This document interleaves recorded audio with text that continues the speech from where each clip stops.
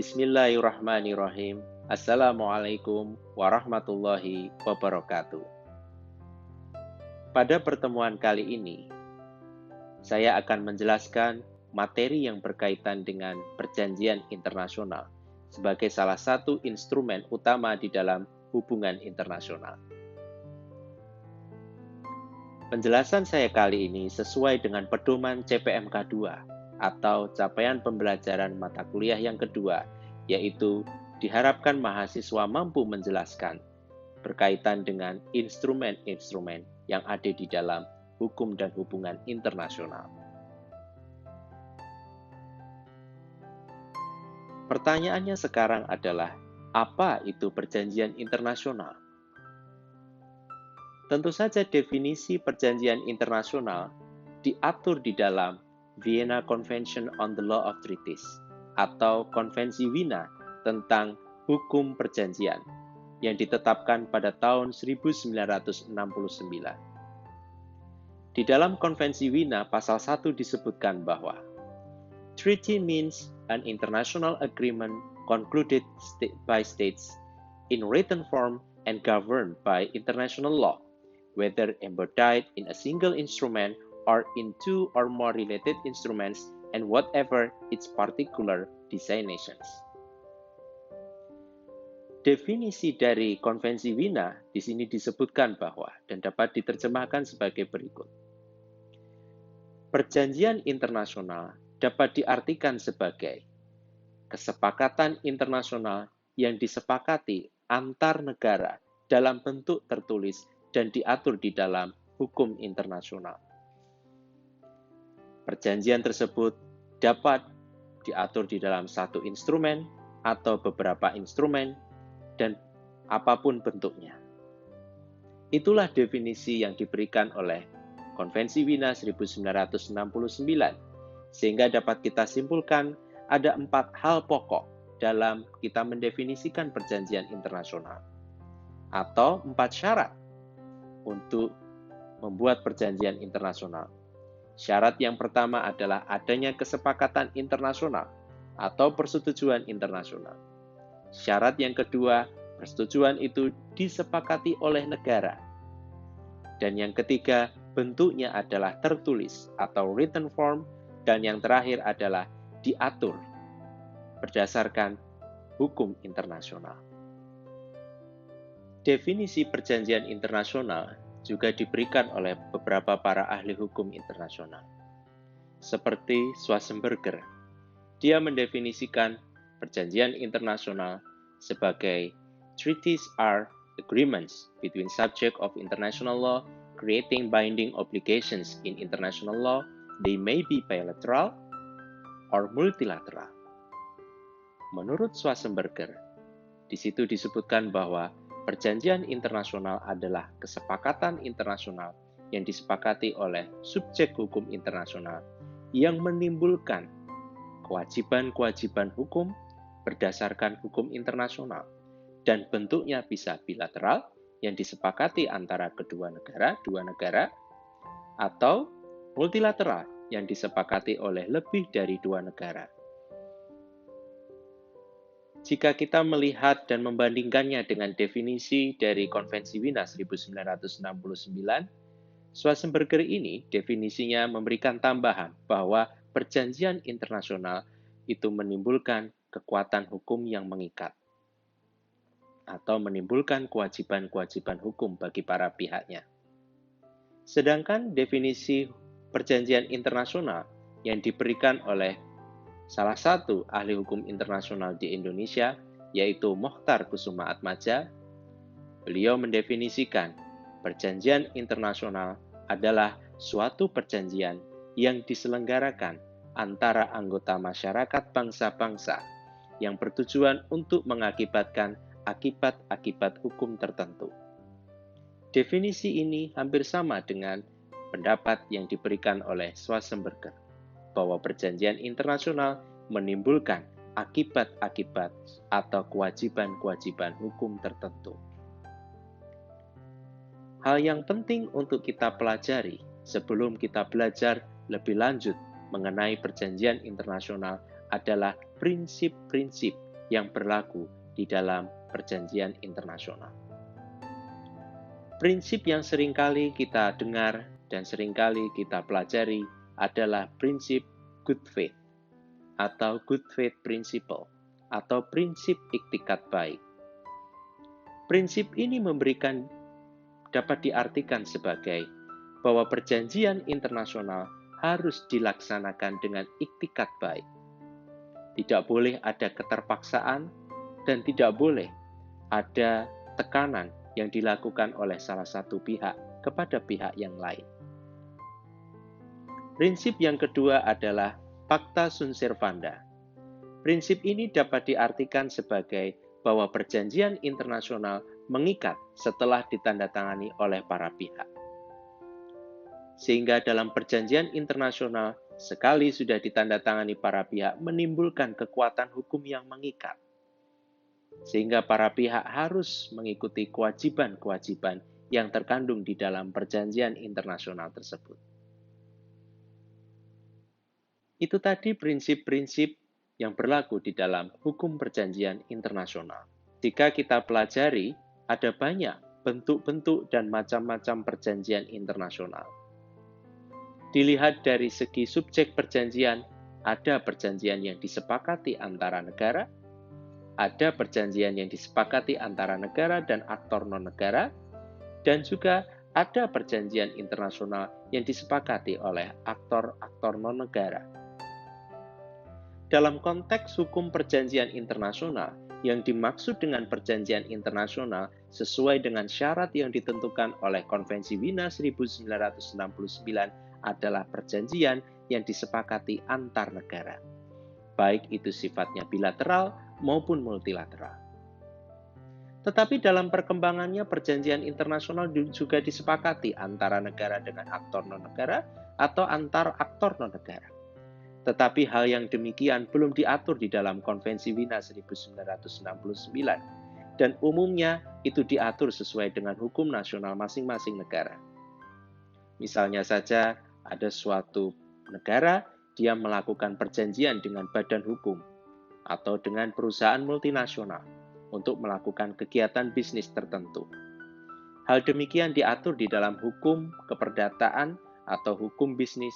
Dalam perkembangannya juga bentuk-bentuk perjanjian internasional beragam sekali. Tetapi yang perlu diketahui, ada bentuk perjanjian internasional jika dilihat berdasarkan jumlah pihaknya, seperti tadi yang disampaikan oleh Schwarzenberger, hanya ada dua macam, yaitu perjanjian bilateral dan perjanjian multilateral. Jika dilihat dari proses atau tahapan pembentukannya, ada dua macam perjanjian internasional. Yang pertama adalah perjanjian internasional dengan 3 tahap, dan yang kedua adalah perjanjian internasional dengan hanya 2 tahap. Perjanjian internasional yang proses pembentukannya membutuhkan 3 tahap, yaitu pertama melalui tahapan perundingan, yang kedua penandatanganan, dan yang ketiga ratifikasi. Sehingga dibutuhkan ketika perjanjian internasional sudah ditandatangani dan disepakati oleh para pihak, maka perlu ada ratifikasi yang dilakukan oleh negara-negara sehingga bisa tunduk pada perjanjian internasional tersebut. Di sini ada syarat ratifikasi. Sedangkan dalam perjanjian 2 tahap, di situ tidak ada syarat ratifikasi. Sehingga begitu dirundingkan, kemudian ditandatangani, maka secara mutatis mutandis berlaku kepada seluruh para pihak yang menandatangani perjanjian internasional tersebut. Umumnya perjanjian internasional membuka diri bagi para pihak-pihak yang mereka tidak ikut menandatangani pada saat pembentukan perjanjian internasional. Sehingga umumnya perjanjian internasional mengatur dalam pasalnya secara sendiri, secara mandiri, di dalam pasalnya diatur bahwa ada persyaratan untuk bisa tunduk dalam perjanjian internasional tersebut. Pasal tersebut dikenal dengan pasal syarat ratifikasi. Berdasarkan sifat pelaksanaannya, ada 2 macam perjanjian internasional. Yang pertama adalah perjanjian yang menentukan atau dispositive treaties, Dan yang kedua adalah perjanjian yang dilaksanakan atau executory treaties. Perjanjian yang menentukan contohnya adalah perjanjian terkait dengan tapal batas atau perjanjian batas negara antar satu negara dengan negara lainnya. Misalnya saja, Indonesia dengan Timor Leste menyepakati batas titik-titik tertentu itu merupakan batas di antara kedua negara. Begitu perjanjian internasional tersebut disepakati, maka tidak perlu ada lagi kewajiban-kewajiban yang harus dipenuhi setelah menandatangani dan menyepakati perjanjian internasional tersebut.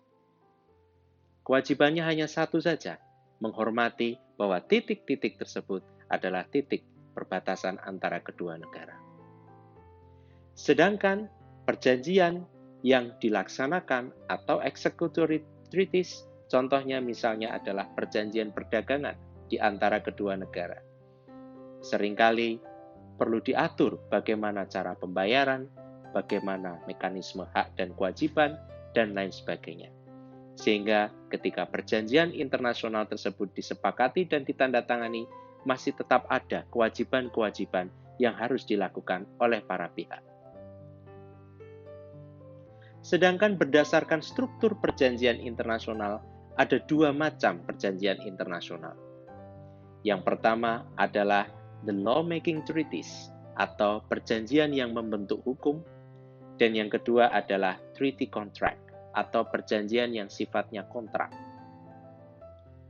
The lawmaking treaties, atau perjanjian yang membentuk hukum, biasanya umumnya adalah perjanjian multilateral.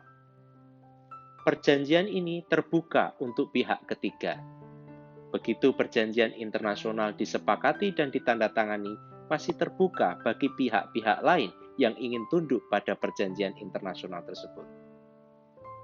Contohnya saja adalah perjanjian atau Konvensi Wina tahun 1961 tentang hubungan diplomatik.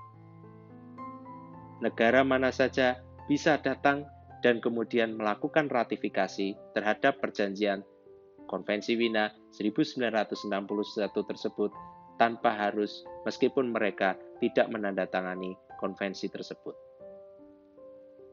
Sedangkan treaty contract itu berbeda dengan lawmaking treaties. Treaty contract umumnya sifatnya adalah bilateral dan tertutup bagi pihak ketiga. Mengapa demikian? Contohnya misalnya, kontrak antara Indonesia dengan Singapura berkaitan dengan jual beli pesawat terbang, maka tidak terbuka bagi pihak ketiga untuk ikut di dalam perjanjian internasional tersebut.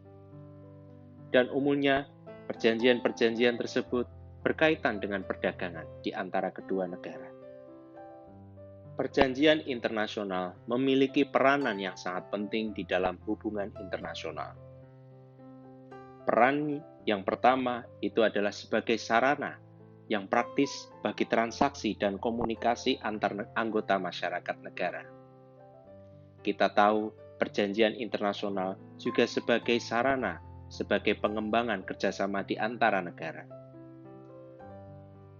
Perjanjian internasional dalam bentuk piagam ASEAN yang disepakati oleh ke-10 negara ASEAN menjadi salah satu sumber jejaring kerjasama di antara masyarakat atau negara anggota ASEAN.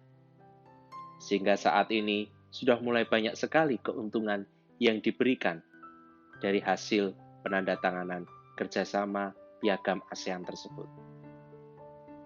Selain itu, perjanjian internasional juga sebagai sarana penyelesaian sengketa internasional. Banyak sekali perjanjian internasional yang disepakati dengan tujuan untuk menjadikan pedoman bagi negara-negara dalam menyelesaikan permasalahan di tingkat mereka. Statuta Mahkamah Internasional misalnya, dibentuk dengan tujuan sebagai pedoman bagaimana negara-negara anggota Perserikatan Bangsa-Bangsa ketika mereka terjadi sengketa atau ada salah satu negara yang melanggar ketentuan hukum internasional dan merugikan negara lain, maka mereka bisa dibawa di hadapan Mahkamah Internasional berdasarkan Statuta Mahkamah Internasional atau International Court of Justice. Perjanjian internasional juga sebagai solusi menghindari permasalahan internasional atau solusi untuk memecahkan permasalahan-permasalahan internasional. Contohnya saja adalah ASEAN Transboundary Haze Pollution atau perjanjian ASEAN berkaitan dengan pencemaran asap lintas batas negara. Begitu perjanjian ini disepakati, maka terdapat beberapa pedoman bagaimana negara-negara anggota ASEAN harus memerangi atau mengurangi kebakaran hutan dan juga mengurangi tingkat pencemaran asap yang merugikan negara-negara ASEAN dan juga negara-negara di luar ASEAN. Perjanjian internasional juga dianggap sebagai sumber hukum internasional yang sempurna dan dinamis. Itulah mengapa jika kita belajar sesuai dengan Pasal 38 ayat 1 Statuta Mahkamah Internasional, sumber hukum utama di dalam hukum internasional adalah treaty law, international treaty law, atau perjanjian internasional. Perjanjian internasional juga dianggap efektif untuk diadopsi negara dalam sistem hukum nasionalnya.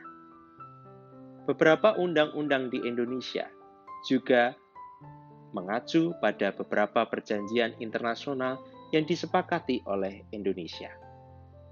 Seperti misalnya kita memiliki Undang-Undang Hubungan Internasional, juga mengacu pada Konvensi Wina 1969. Kita juga memiliki Undang-Undang Perdagangan yang mengacu pada ketentuan yang berlaku di dalam Organisasi Perdagangan Internasional atau World Trade Organization. Saat ini, telah banyak sekali perjanjian internasional yang disepakati oleh negara. Pada tahun 1992, berdasarkan data yang ada di Perserikatan Bangsa-Bangsa, ada sekitar 20.000 lebih perjanjian internasional yang disepakati antar negara.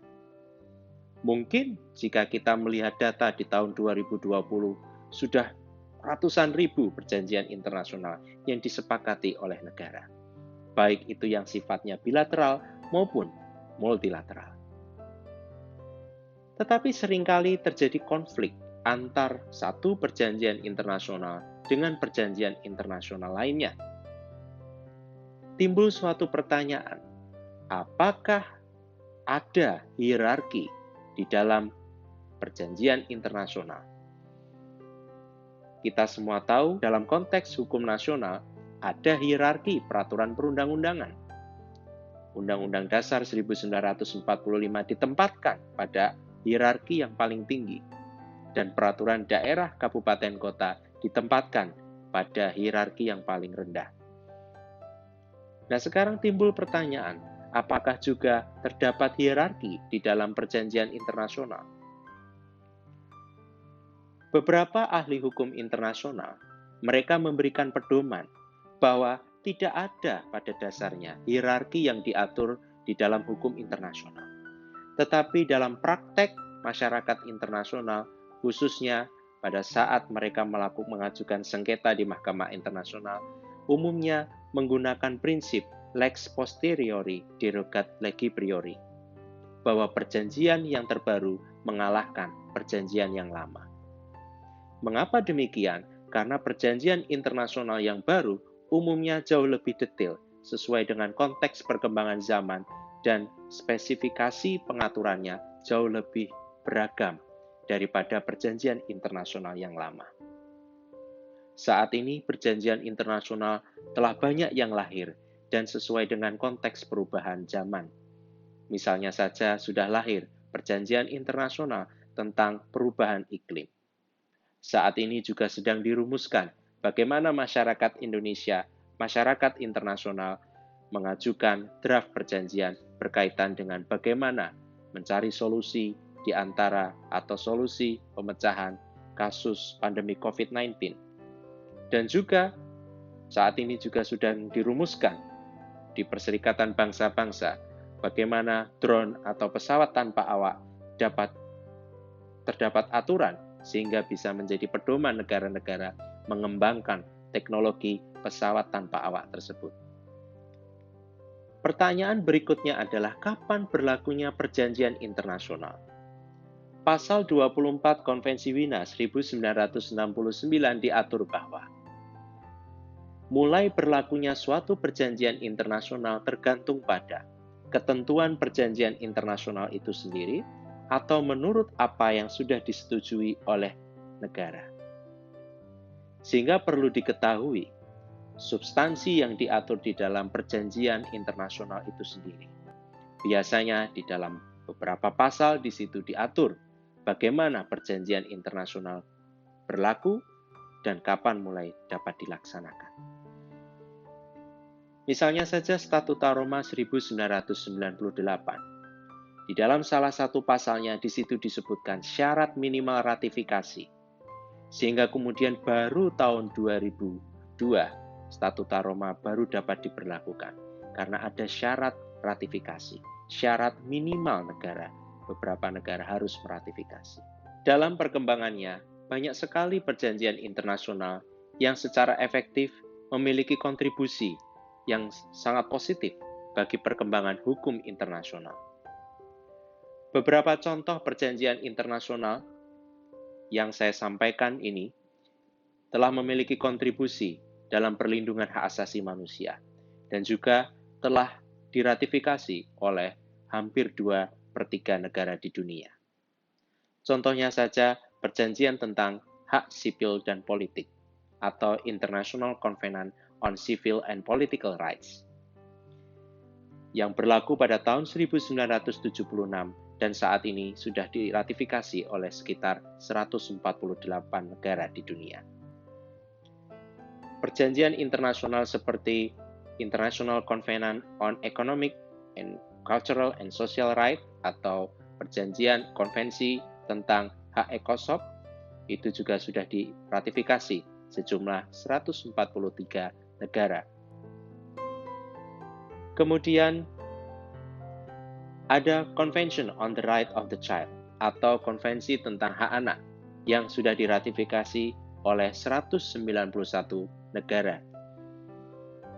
Sehingga bisa disimpulkan beberapa perjanjian internasional yang umumnya bernuansa HAM telah diratifikasi oleh banyak negara. Ini mengindikasikan bahwa hampir semua negara di dunia memiliki peran yang positif, memiliki kontribusi dalam perlindungan dan memberikan jaminan hak asasi manusia terhadap individu yang ada di negaranya. Bagaimana pengaturan perjanjian internasional menurut hukum Indonesia? Di Indonesia terdapat Undang-Undang Nomor 24 Tahun 2000 tentang Perjanjian Internasional. Undang-undang ini juga mengacu pada Konvensi Wina 1969. Meskipun tidak semua substansi dari Konvensi Wina 1969 diadopsi, tetapi setidaknya kita mendapatkan beberapa pedoman dan gambaran bagaimana pengabdosian atau ratifikasi atau bagaimana pelaksanaan perjanjian internasional yang sudah disepakati oleh Indonesia dalam konteks hukum nasionalnya. Pasal 11 Undang-Undang Dasar 1945 mengatur bahwa Presiden dengan persetujuan DPR menyatakan perang, membuat perdamaian, dan perjanjian dengan negara lain. Sehingga dengan adanya pasal 11 Undang-Undang Dasar 1945 diberikan jaminan bahwa Presiden dapat membuat perjanjian internasional dengan negara lain. Dari pasal 11 ini muncullah Undang-Undang Nomor 24 Tahun 2000. Di pasal 10 di situ disebutkan bahwa pengesahan perjanjian internasional dapat dilakukan dengan undang-undang jika substansinya memuat 1. Masalah politik, perdamaian, pertahanan, dan keamanan negara. 2. Perubahan wilayah atau penetapan batas wilayah Republik Indonesia. 3. Kedaulatan atau hak berdaulat negara. 4. Hak asasi manusia dan lingkungan hidup. 5. Pembentukan kaedah hukum baru. Dan yang terakhir, pinjaman atau hibah luar negeri. Jika ada perjanjian internasional yang substansinya memuat terkait dengan 6 hal tersebut, maka pengesahannya harus dilakukan dengan undang-undang. Sedangkan menurut pasal 10 Undang-Undang Nomor 24 Tahun 2000 di situ disebutkan, jika substansinya di luar dari 6 yang disebutkan tadi berdasarkan pasal 11, maka perlu ditetapkan pengesahannya hanya perlu ditetapkan dengan keputusan presiden, atau jika saat ini sesuai dengan pembentukan peraturan perundang-undangan, mekanisme pembentukan peraturan perundang-undangan yang baru harus dibentuk, pengesahan perjanjian internasional harus melalui peraturan presiden. Pemerintah daerah tidak dapat menandatangani perjanjian internasional dengan negara lain. Sumbernya adalah pada pasal 5 Undang-Undang Nomor 24 Tahun 2000. Lembaga negara dan lembaga pemerintahan, departemen, non-departemen, tingkat pusat dan daerah yang berencana membuat perjanjian internasional harus melakukan koordinasi dan konsultasi lebih dulu pada menteri. Sehingga mereka tidak mudah untuk melakukan perjanjian internasional dengan negara lain. Sehingga mereka tidak bisa langsung melakukan atau menandatangani perjanjian dengan negara lain. Koordinasi di sini sangat dibutuhkan. Perkembangannya saat ini menjadi timbul suatu pertanyaan dan pernah diputuskan oleh putusan Mahkamah Konstitusi sebelumnya, bahwa perjanjian internasional yang disahkan oleh undang-undang apakah dapat dibatalkan oleh Mahkamah Konstitusi. Dalam pandangannya, putusan Mahkamah Konstitusi di situ menyebutkan bahwa selama itu berkaitan dengan ketertiban umum, maka undang-undang yang mengesahkan perjanjian internasional di situ dapat dibatalkan oleh Mahkamah Konstitusi. Tetapi keputusan ini dikritisi oleh banyak para ahli hukum internasional. Pembatalan undang-undang yang mengesahkan ratifikasi perjanjian internasional pada dasarnya hanya formal law saja, hanya bentuk formalnya saja. Karena undang-undang tersebut tidak berisi lebih dari 5 atau 10 pasal. Karena undang-undang tersebut sifatnya hanya penetapan bahwa Indonesia telah mengesahkan atau meratifikasi perjanjian internasional tertentu. Dan kritisi yang kedua yang diberikan oleh para ahli hukum internasional adalah ketika ada undang-undang pengesahan ratifikasi perjanjian internasional dibatalkan oleh Mahkamah Konstitusi, maka akan ada konsekuensi yang lebih luas. Indonesia akan berhadapan dengan hubungan internasional dengan masyarakat internasional lainnya. Indonesia perlu menjaga hubungan ini dengan baik. Mengapa demikian? Karena dengan mengikuti perjanjian internasional dan mengikuti kaidah kewajiban-kewajiban yang diatur dalam perjanjian internasional, maka Indonesia akan dihormati di kancah internasional. Dengan dibatalkannya perjanjian internasional undang-undang oleh Mahkamah Konstitusi, maka secara mutatis mutandis tidak langsung kemudian Indonesia dapat menarik diri perjanjian internasional tersebut. Ada mekanisme lebih lanjut yang harus diikuti oleh Indonesia. Dan juga Indonesia harus memperhatikan dan menjaga kehormatannya di dalam hubungan internasional. Karena penarikan terhadap perjanjian internasional yang sifatnya multilateral itu tidak mudah dan kadangkala akan menjadi permasalahan tersendiri khususnya dalam menjaga hubungan baik dengan negara-negara di dunia. Demikian penjelasan saya mengenai perjanjian internasional. Saya berharap penjelasan saya ini bisa bermanfaat dengan memberikan gambaran bagaimana perjanjian internasional dapat berlaku menurut konteks hukum internasional dan juga hukum Indonesia. Jangan lupa untuk subscribe channel YouTube Edukasi saya dan jangan lupa juga untuk diberi komentar dan juga untuk disampaikan kepada masyarakat sehingga materi ini bisa memberikan pemahaman yang praktis dan mudah dimengerti bagi masyarakat Indonesia. Terima kasih. Billahi taufiq wal hidayah. Assalamualaikum warahmatullahi wabarakatuh.